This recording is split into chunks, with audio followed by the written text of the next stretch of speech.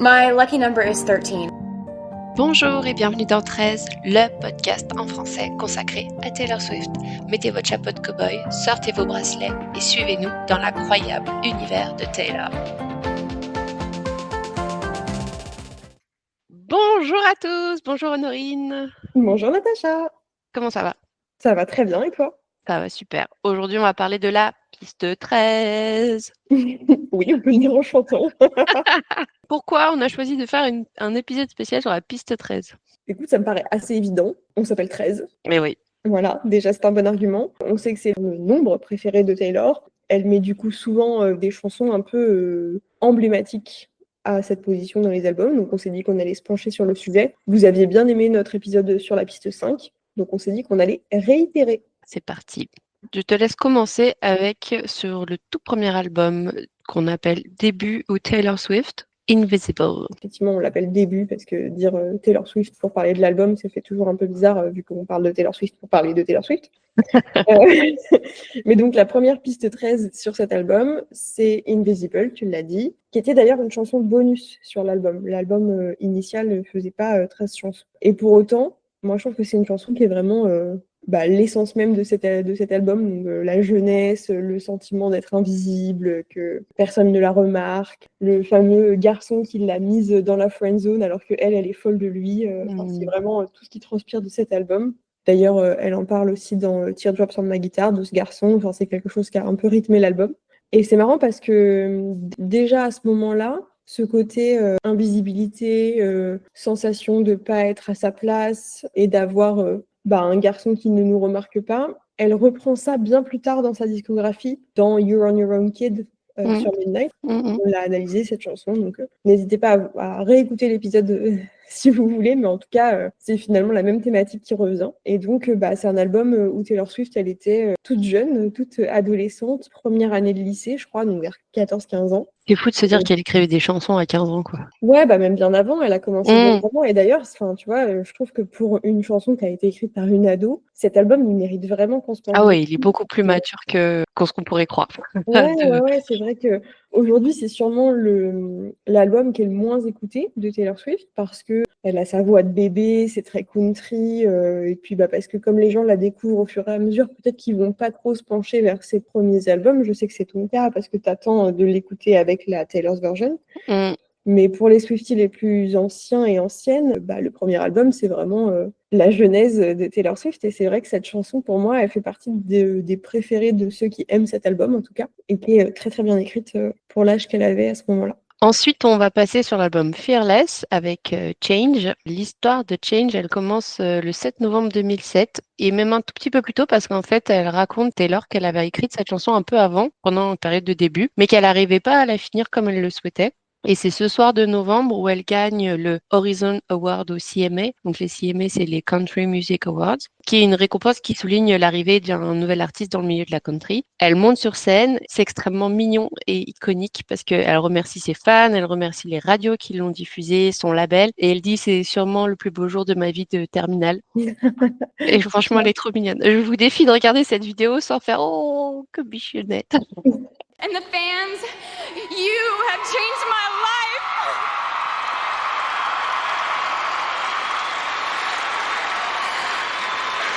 I can't even believe this, and this is definitely the highlight of my senior year. Thank you, CMA.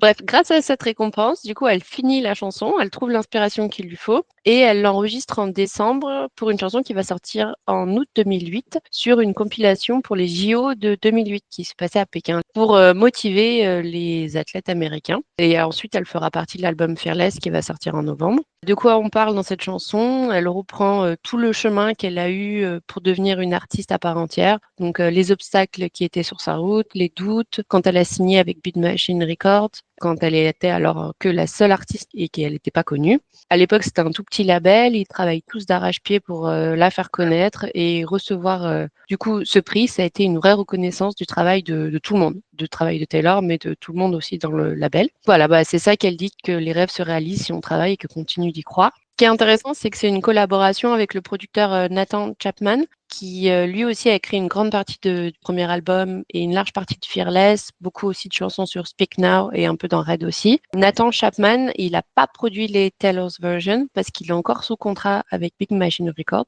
Donc même s'ils sont encore en bons termes, il ne pourra pas retravailler avec elle plus tard. Un petit mot sur le clip. Parce que juste, autant c'est une mélodie au rythme des années 2000, mais alors le clip, il est tout autant daté. Je pense qu'on se retrouve dans un décor digne de Vampire's Diary, avec tout le groupe qui est autour d'elle. On a tous les codes de l'époque, les cowboy boots, les cheveux bouclés, ces petites robes un peu habillées, décontractées, qui étaient complètement tendance à l'époque. Allez-y, c'est une machine à remonter le temps si vous voulez regarder un petit peu pour savoir comment ça se passait la vie en 2008. Bah, c'était ça. Pendant les Tour, c'est une chanson qui a été peu jouée, mais qui a été en mash-up avec Long Live à Londres fin août, donc dans l'avant-dernière date en Europe, ce qui est un très beau mash-up avec beaucoup de sens pour les fans. Taylor nous rappelle que c'est grâce à nous qu'aujourd'hui elle fait la tournée la plus lucrative du siècle, la plus réussie. C'est sa manière aussi de nous dire merci de l'avoir suivie dans cette idée un peu faux folle qu'elle avait commencé en se disant je vais faire une tournée commémorative de tous mes albums. Il va durer 3h15. Quelle bonne idée. C'était tellement une bonne idée en vrai. Je pense que personne ne regrette ce choix de sa part. Moi, c'est une chanson que j'aime beaucoup, Change. Je trouve que effectivement le clip est très nostalgique. Du coup, on enchaîne sur la 3e piste 13 de la discographie de Taylor, et pas des moindres, c'est la chanson Last Kiss, qui est donc sur l'album Speak Now. Alors, c'est une chanson que j'adore, pour plusieurs raisons. Vous le savez, sur 13, on n'est pas vraiment du genre à aller dans la vie privée de Taylor, mais je vais faire une entorse à cette règle parce que vraiment, c'était un coup de génie. Donc là, c'est une chanson dans laquelle elle parle de la fin de sa relation avec Joe Jonas. Et à l'époque, il faut savoir que ceux qui se rappellent ou ceux qui étaient peut-être pas là, en tout cas, je fais un rappel. Disons qu'à l'époque, Taylor, elle était vraiment fearless. Et donc, C'est vrai. franchement, elle était violente dans ses paroles, dans ses interventions publiques, dans les tacles qu'elle mettait aux gens dans les interviews ou dans les chansons ou dans les interventions qu'elle faisait dans les émissions télé. Elle n'y allait pas avec le dos de la cuillère. Et donc, elle avait notamment dévoilé que Joe Jonas avait rompu avec elle par téléphone dans un appel qui avait duré 27 secondes. Qui, Bichette, à l'époque, lui avait brisé le cœur. Et donc... Pas beau, hein. C'est pas beau. C'est pas beau. Mais du coup, l'intro de Last Kiss fait 27 secondes. Et elle dit dans cette chanson, en fait, où elle dévoile vraiment toute la rupture, elle parle notamment du fait qu'il l'a appelée à 1h58 du matin, ce qui est très précis. Mais rappelons quand même que 1h58, on a 5 plus 8, ça fait 13. Rien n'est laissé au hasard. Et c'est vraiment une ballade très très lente, voilà, qu'on peut aussi rapprocher de Mr. Perfectly Fine, qu'elle a mis dans les Vault Tracks de Fearless, qui pour le coup était peut-être trop violente à l'époque pour être mise sur l'album initial, mais qui pour moi est un banger. Je suis désolée, mais j'adore cette chanson. Et idem, dans Mr. Perfectly Fine, elle répète 27 fois Mister pour les 27 secondes qu'ont duré l'appel. Donc ça, je trouve ça énorme, enfin, la façon dont son cerveau marchait et marche encore, tu vois, mais la façon dont elle faisait ces petites piques qui étaient totalement délibérées et en même temps hyper subtiles, moi ça m'achève. Bien évidemment, petit crush sur cette chanson puisque la pauvre, elle s'est fait lourder un 9 juillet, c'est ce qu'elle dit, la July 9th dans la chanson. Eh bien, c'est le jour de mon anniversaire. Comment vous dire que je suis pas peu fière d'avoir mon anniversaire cité dans une chanson de Taylor Swift. Mais elle parle ici, en fait, pas du jour où il y a eu la rupture, mais du 9 juillet 2008, où elle s'était rendue à un concert des Jonas Brothers. On a un bridge qui est génial, j'adore. Et pareil, la fin est super maligne parce qu'en fait, il y a un moment à la fin de la chanson où elle ne dit plus le mot kiss. Elle termine la chanson en disant « Just like our last » et elle dit pas kiss. Et du coup, tu t'attends à ce qu'elle finisse en disant Just like our last kiss, mais non, elle dit Just like our last. Mais parce qu'en fait, toi non plus, tu t'attendais pas à ce que la dernière fois qu'elle a dit kiss, ce serait le dernier. Tu vois? Et je me dis merde, elle avait 19-20 ans et elle pensait à ça et je trouve ça hyper smart en fait. L'album Speak Now, c'est là aussi où elle a écrit Better Than Revenge. Et pareil, celui-là, elle envoie un paquet sur cette chanson. Bah, franchement, tu vois, on en a reparlé de se dire qu'en fait, sur Speak Now, il y a franchement que des bangers. Et elle a tout écrit toute seule. C'est vraiment le premier album qu'elle a écrit entièrement seule. Et tu te dis, waouh, elle avait des choses à dire, quoi. Ne lui laissez pas le stylo trop longtemps. Ensuite, on va enchaîner avec The Lucky One, qui était sur l'album Red. On va pas trop s'épancher dessus parce qu'on en a déjà pas mal parlé dans notre épisode Famous, qui était un de nos premiers épisodes. Alors, si vous l'avez pas écouté, allez l'écouter parce qu'on a bien aimé faire cet épisode. Et c'était très intéressant de faire cet épisode reprenant cette thématique de la célébrité. Mais on peut quand même redire un tout petit mot sur cette chanson parce que c'est une chanson que moi je trouve assez chouette sur le rapport à la célébrité et qui a un côté très, on en avait parlé, les 7 maris d'Evelyne Hugo. Moi je trouve que c'est vraiment à ce livre que me fait penser la chanson. Mais en tout cas, ouais, si vous avez pas écouté notre épisode sur le sujet, allez-y, on en a pas mal parlé, donc c'est pour ça qu'on s'est dit qu'on n'allait pas se répéter aujourd'hui parce que on a plein d'autres choses à dire et donc on n'avait pas forcément envie de se répéter. Voilà. Parlons plutôt de Clean. Pardon, de Céline. Sur 1989. Avant de commencer, je voulais juste vous dire que j'ai énormément écouté Imogen Heap pendant les années 2000, quand elle était dans toutes les bandes son de toutes les séries de l'époque. On parle d'E.O.C., les frères Scott, Grey's Anatomy. Et j'ai vu une interview dans laquelle Taylor, elle expliquait qu'elle aussi, elle l'écoutait beaucoup au lycée. Ça me rassure parce qu'on a le même âge. Et que Imogen Heap l'avait appris et que du coup, elle lui a proposé une collaboration. Donc c'est parfait, continuons comme ça. Comme je suis, vous le savez, une Swiftie plutôt récente, j'avais mis de côté 1989 pour attendre la Taylor's version, pour bien m'imprimer de l'essence du produit. Je vous avoue que Clean, ça a été très vite une évidence. Quand j'ai lu les crédits d'auteur, j'ai levé les yeux au ciel tellement je le sentais dans ma chair que c'était une chanson qui avait été coécrite avec elle. Je trouve qu'on retrouve sa touche partout, dans la mélodie au piano, dans les chœurs, dans le refrain qui est hyper entêtant. Elle a vraiment cette manière d'écrire des chansons comme ça qui vous reste en tête pendant des heures et des heures. Vous l'avez compris, c'est une réussite pour moi. J'adore cette chanson. J'ai retrouvé aussi la piste vocale isolée. Je trouve que c'est toujours un plaisir quand on arrive à trouver ce genre de petites pépites. Là, on vous passera le lien si ça vous intéresse. Donc, dans la chanson, de quoi on parle? On parle d'une personne qui a le cœur brisé, qui essaie de se remettre de sa rupture, un peu comme quelqu'un qui essaie de se remettre d'une addiction. On essaye d'arrêter, mais en fait, toutes les minutes, c'est vraiment très, très difficile. On a l'impression de recommencer un cycle à chaque fois. J'avais vu une interview de Taylor où elle avait cette métaphore d'être dans une maison avec une sécheresse, donc elle en parle vraiment dans la chanson, et elle sent qu'il y a une sorte de tempête qui arrive, et donc elle transperce le plafond avec son poing pour laisser rentrer la pluie, pour se nettoyer un petit peu de toute cette relation. Et je trouve ça très très beau. Clean, c'est une chanson qu'elle joue souvent en live, qui était bien sûr dans la setlist de la tournée de 1989. Il y a aussi une prestation mémorable pendant le Reputation Tour. Elle la chante en piano-voix sous la pluie. C'est incroyable. Si vous n'avez pas vu cette vidéo, on vous la remettra parce que c'est une pépite. Et pendant l'Eras Tour, je vais pas vous mentir, elle était sur ma wishlist. Malheureusement, elle l'a chantée seule au piano que pendant la partie américaine de la tournée. Et après, elle en est arrivée à la partie des mash-up. Clean a fait son apparition à Singapour avec Evermore, puis à Stockholm pour le 89e show pour un mash-up spécial 1989.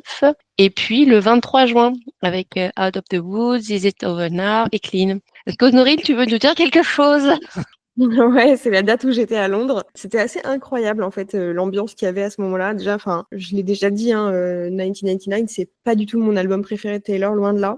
Mais je pense que sur cet album, Clean, c'est vraiment ma préférée. Je la trouve géniale, je trouve que tu peux la chanter à tue-tête, vraiment, elle est hyper salvatrice, tu vois, il y a un côté hyper nettoyant, en fait. Ouais. Comment dire, mais il y a ce côté-là, tu vois. Et puis, effectivement, moi, j'aimais beaucoup quand elle la chantait dans le Reputation Tour, à l'époque où il était disponible sur Netflix. Ce n'est plus le cas, malheureusement, mais en tout cas, elle l'a chanté au piano, et en plus, c'était tout le moment où elle expliquait qu'elle avait gagné son procès, etc., et elle l'a chanté en mash-up avec New Year's Day et avec Long Live, enfin, je trouvais que c'était génial. Et effectivement, à Londres, j'ai eu le plaisir de l'entendre en live en mash-up avec Out of the Woods et Is It Over Now. Une dinguerie, quoi. Enfin, je veux dire, c'était trop bien. Je pense que le public était hyper content. Comment ne pas être content? Ouais. J'ai vraiment adoré l'entendre en live. Je pense que Out of the Woods et Clean, c'est vraiment mes préférés sur 1999. Donc, j'étais très, très contente de les entendre.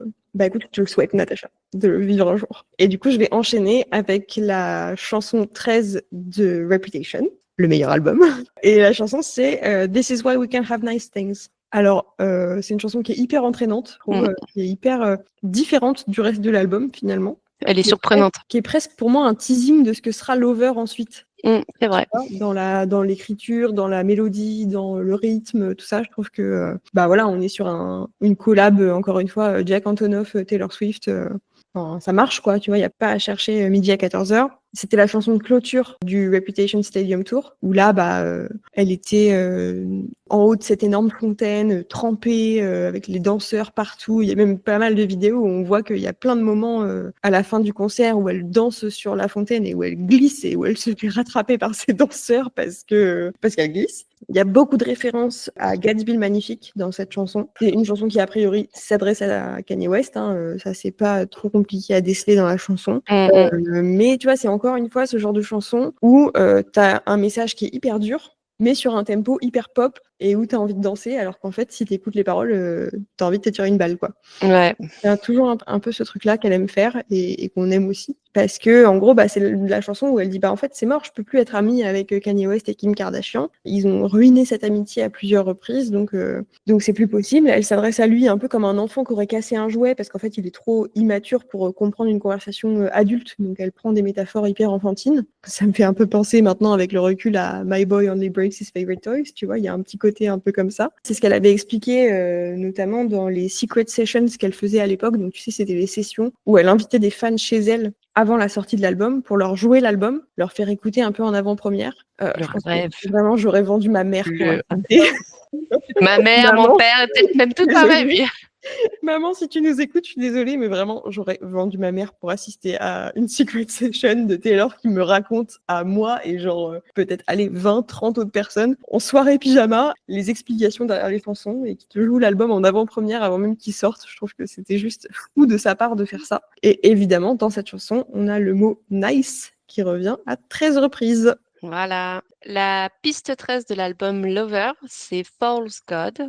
C'est une chanson jazzy qui reprend un concept que Taylor elle aime bien, entremêler le thème de l'amour et de la religion.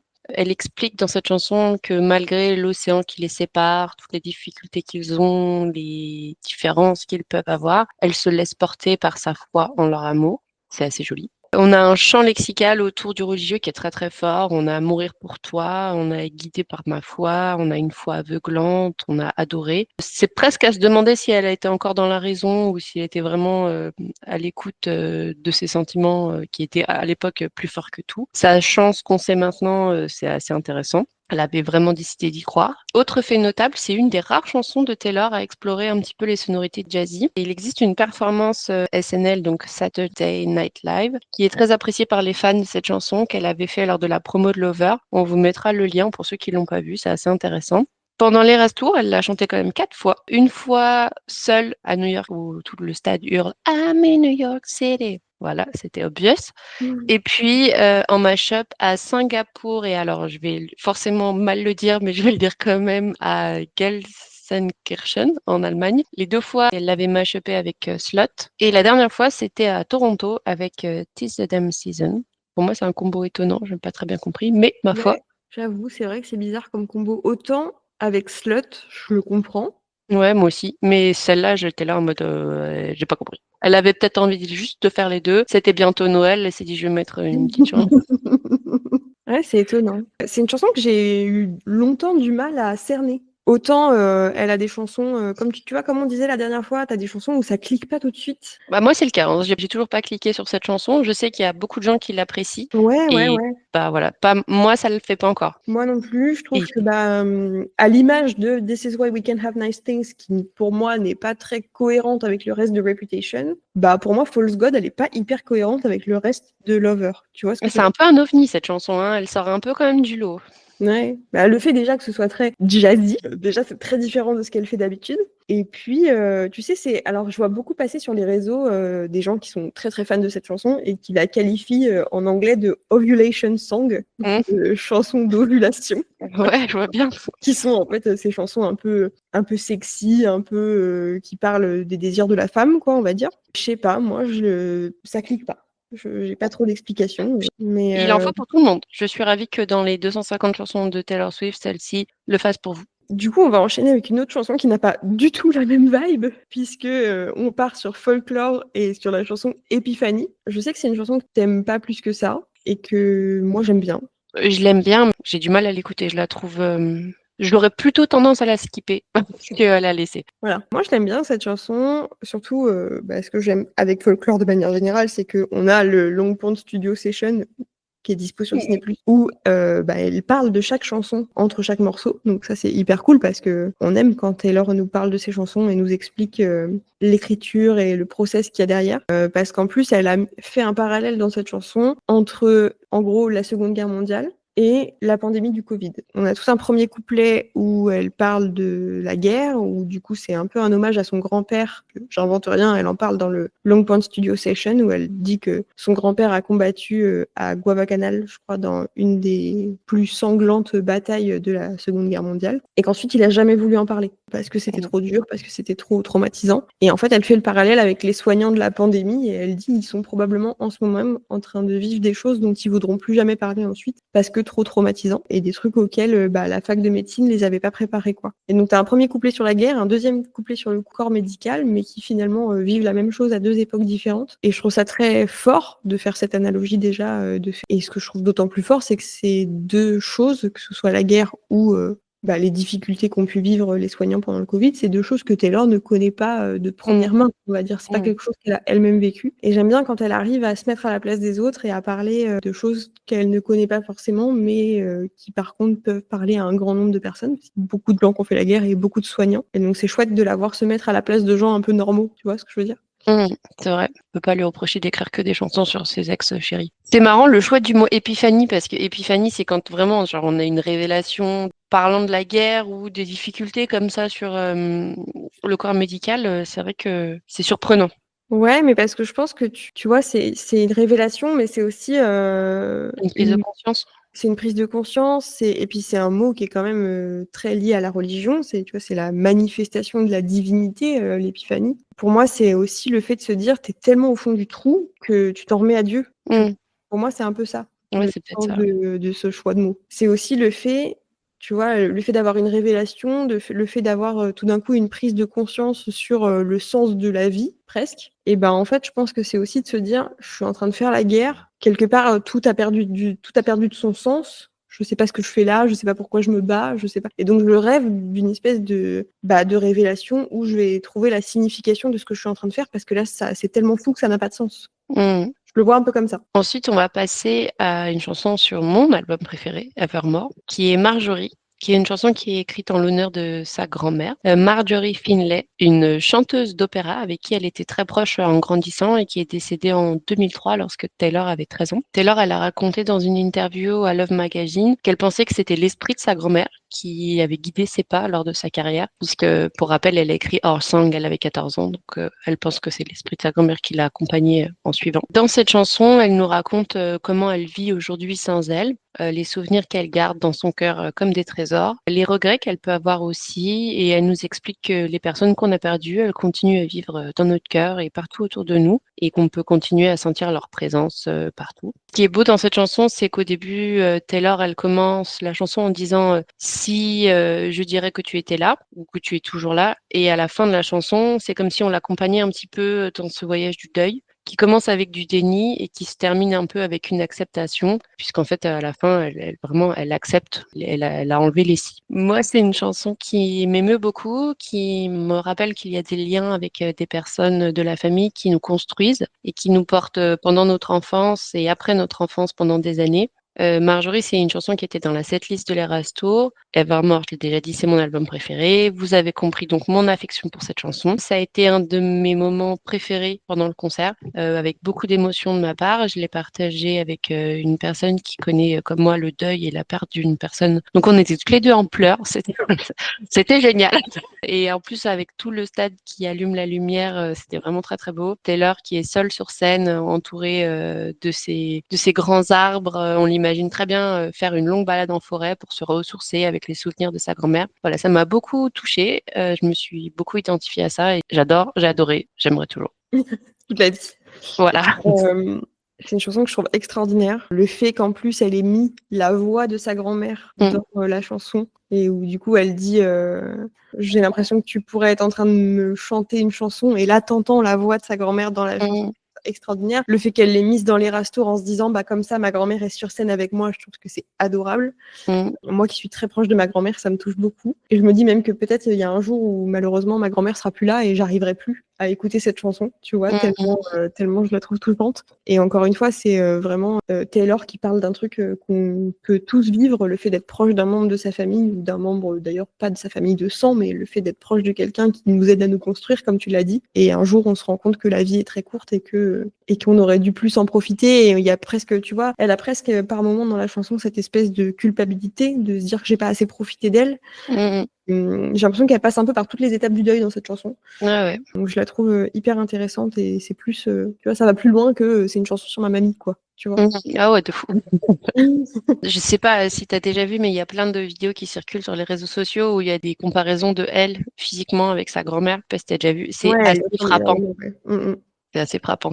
On essaiera d'en retrouver un. Ouais, mais c'est vrai que du coup, je te propose qu'on enchaîne avec la piste 13 de Midnight, puisqu'on est sur une bonne lancée. Et donc, c'est Mastermind, la dernière chanson de l'album standard, en tout cas, pas l'édition rallongée, les 3 AM Edition. Et c'est marrant parce que, je sais pas si vous étiez là à l'époque, quand elle a fait la promo de Midnight, elle avait fait les Midnight Mayhem with Me, où chaque soir, elle dévoilait un titre de Midnight avec une espèce de truc de boule de loto dans lequel elle piochait une boule et c'était hyper décalé. Je sais pas trop pourquoi elle a fait ça. Enfin, c'était assez incompréhensible. Mais toujours est-il que le premier qu'elle a pioché, je me rappelle de cette vidéo où elle pioche la boule. Elle voit que c'est la boule 13, c'est la première qu'elle pioche et elle dit bah bien sûr, évidemment, il fallait que je pioche la boule 13 en premier. Est-ce que c'était fait exprès ou pas, on saura jamais. Peut-être qu'en fait, il y avait que des boules 13 dans le truc du loto et que c'était complètement truqué, mais on le saura jamais.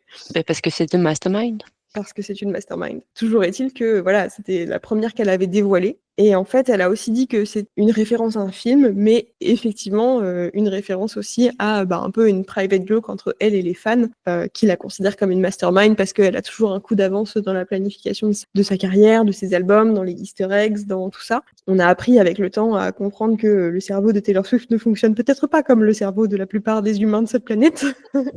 Et donc, mais en tout cas, elle, par contre, elle a fait dans la vidéo une référence claire au film Phantom Thread. Alors, perso, c'est un film que je n'ai pas vu, mais dans lequel il y a apparemment un gros plot twist, gros retournement de situation. Et à ce moment-là, elle dit qu'elle a écrit Mastermind pour être la version romantique de ça. Bon, j'ai pas plus d'explications puisque j'ai pas vu le film, donc j'en suis navrée. Si vous avez des explications, on est preneuse. Parce que je vois qu'elle n'a pas vu le film non plus. Je ne l'ai pas vu non plus. Je ne sais pas ce que c'est. J'aurais dû regarder le film pour préparer cet épisode, mais... Et puis, elle explique que, bien sûr, elle a joué cette chanson à l'Eras-Tour, ce que j'ai trouvé être un choix assez étrange, je te cache pas. Moi aussi, j'aurais pas mis ça. Moi non plus. Je l'aurais pas forcément mise dans la setlist. Je trouve que, de manière générale, le set Midnight est peut-être un peu long dans les Rastours et en même temps elle n'avait pas du tout fait de tournée de cet album puisqu'il est sorti fin 2022. Peut-être qu'elle avait envie de mettre beaucoup de chansons, mais en tout cas c'est pas forcément Mastermind que j'aurais mis sur la setlist. Disons en fait c'est une performance qui est très visuelle et du coup je trouve que elle n'est pas compréhensible partout dans le stade.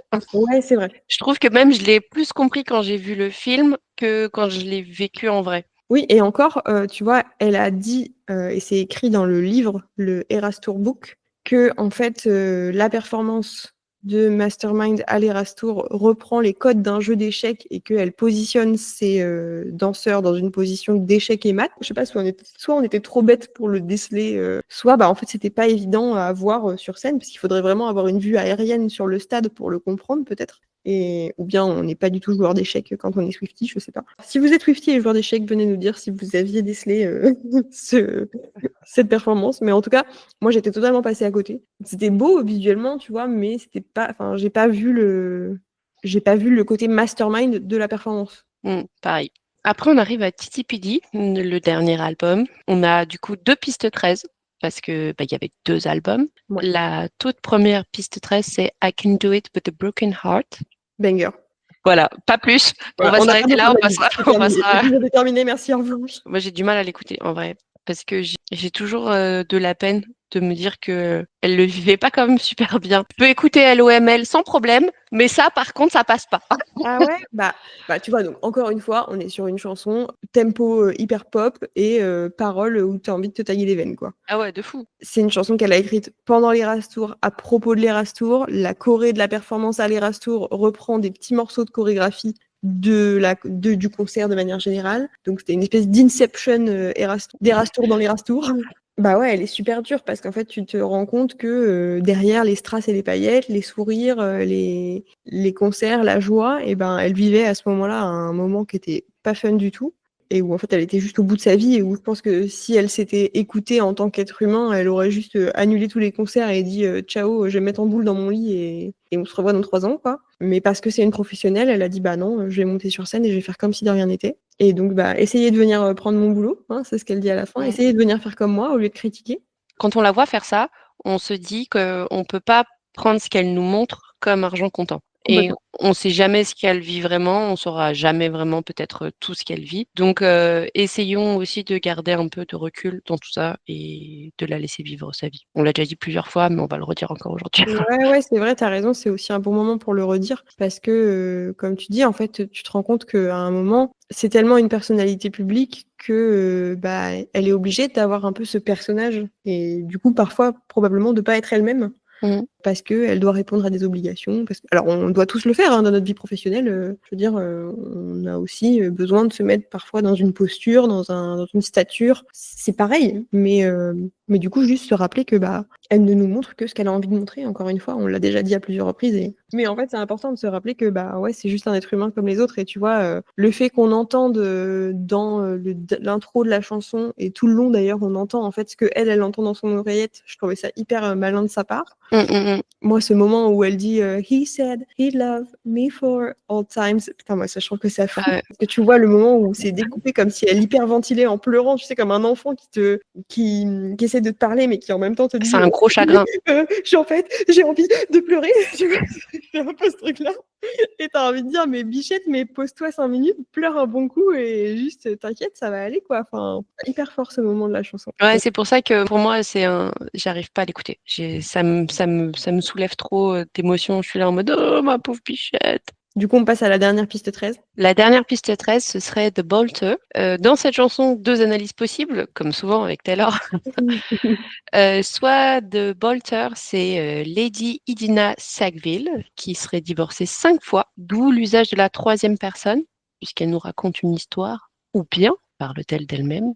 On ne sait pas. Quoi qu'il arrive, on suit l'histoire d'une personne qui a réputation d'avoir un tableau de chasse de conquête amoureuse très très fourni, mais surtout une personne qui fuit. Parce qu'en anglais, to bolt, ça veut dire se sauver, prendre la fuite. Donc, elle nous raconte que cette personne, elle aurait tendance à se faire passer pour une demoiselle en détresse, pour se faire sauver, entre guillemets, par les hommes afin de les piéger. Que ce serait une personne en apparence facile, plutôt agréable en séduction, mais qui fuit vraiment tout de suite tout type de relation un petit peu sérieuse. Dans le refrain, on retrouve la voiture qui part à toute vitesse. J'espère que vous avez tous en tête la référence à Getaway Car, qui sont en fait toutes les deux un peu des chansons qui reprennent ce même thème de la liberté et pour finir un peu dans le drama. On a un portrait rapide d'une relation type avec une femme qui serait une femme trophée, avec un début de relation lune de miel parfait et puis en fait très vite la femme réalise un petit défaut et s'enfuit. Dans cette chanson, elle dit que en fait chaque rupture serait une expérience traumatique, comme tomber dans de l'eau glacée, et qu'en fait ça lui permettrait de revivre à nouveau, de sentir à nouveau vivant. Alors est-ce que c'est une manière pour elle de se sentir à nouveau vivante que de rompre avec un nouvel homme? Voilà, c'est une bonne chanson que je connaissais assez peu, je dois l'avouer, avant de travailler sur cette piste 13. Elle n'a pas la gloire qu'elle mérite, elle passe souvent un peu sous les radars. Le refrain hyper catchy, le pont, bah, c'est comme tous les ponts de Taylor Swift, on est sur une qualité très intéressante. Moi, ça m'interroge d'une certaine manière parce qu'on dirait un peu une chanson pour les cow-boys, encore une fois. On est toujours dans ce champ lexical du Far West, peut-être un lien à faire avec Cowboy Like Me et autres chansons qu'on a déjà évoquées à ce sujet. Pour l'Erastour, elle l'avait donc évidemment chanté en mash-up avec Getaway Car, avec Cornelia Street, donc il y a des liens intéressants à faire. Ouais, pour moi, c'est un peu une chanson, presque une version un peu amère de Blank Space. Tu vois, il y a ce côté un peu, bah, encore une fois, la nana qui enchaîne les relations, qui piège les hommes, tu vois, il y a un peu toujours cette thématique-là. Mais là où Blank Space était une version très caricaturale et très satirique de ça, et ben là, tu as presque l'impression que c'est une version vraie, entre gros guillemets, mais dans le sens où presque ce serait admettre que Blank Space n'était pas totalement satirique, tu vois. Pour moi, il y a un peu une ambiguïté sur cette chanson. Oui, c'est ce que je dis. Est-ce que c'est une histoire qu'elle nous raconte ou est-ce qu'il y a quelque chose de un peu plus... Tu sais, à chaque fois que Taylor essaie de nous faire croire qu'elle nous raconte une histoire, en fait, on se rend compte que c'est pas une histoire, donc, donc je ne sais pas. Mais par contre, je crois qu'à aucun moment, pour le coup, dans la chanson, elle ne fait de transition entre la troisième personne et la première personne. Non. Contrairement à d'autres chansons où elle dit d'abord que c'est à la troisième personne et où finalement, après, elle utilise le jeu. Là, elle est toujours à la troisième personne. Ce serait intéressant de savoir vraiment ce qu'elle en pense, ce qu'elle a à dire, mais on n'a pas son numéro pour lui poser la question, donc on ne saura peut-être jamais. Voilà, on a fait le tour des pistes 13. On espère que ça vous a plu. N'hésitez pas à nous suivre sur les réseaux sociaux si vous ne nous suivez pas déjà. On essaie de s'amuser un petit peu. Ouais, on est principalement sur Instagram, d'ailleurs uniquement sur Instagram. Donc, si vous voyez des comptes 13 ailleurs, c'est pas nous. Dites-nous quelle est votre piste 13 préférée et est-ce qu'il y en a une parmi celles-ci que vous aimeriez qu'on creuse davantage dans une analyse de texte. On attend vos retours avec beaucoup d'impatience. À bientôt, salut! Et voilà, c'était encore une belle journée pour parler de Taylor Swift dans notre podcast 13. Si cet épisode vous a plu, n'hésitez pas à vous abonner pour ne manquer aucun épisode et suivez-nous sur Instagram @13.podcast. Vous pouvez également nous écrire pour nous proposer des idées d'épisodes, des chansons analysées ou d'autres théories. Et d'ici là, à bientôt les Swifties. My lucky number is 13.